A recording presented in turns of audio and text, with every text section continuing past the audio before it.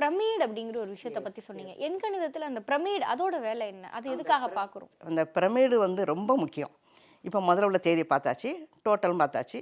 அப்போ total number ஒரு தேதியில வந்து 3 நம்பர் இருக்கும். முதல்ல உள்ள நம்பரு, டோட்டல் நம்பரு, அப்புறம் பிரமிடுங்கிற நம்பர் வந்து அந்த நம்பர நம்ம சுருக்கி பார்க்கணும். அது சுருக்கும்போது அந்த நம்பர் வந்து போட்டு சுருக்கி பார்க்குறதுல பிரமிடு மாதிரி அந்த ஷேப் இருக்கும் அந்த நம்பர். பிரமிடில உள்ள எந்த ஒரு திங்ஸும் கெட்டு போகாது. அந்த கெட்டு போகாது, அதாவது அது நல்லா பாதுகாப்பா இருக்குங்கிறது தான் அந்த பேர நம்ம பிரமிடு நம்பருக்குள்ள இருக்கணும்.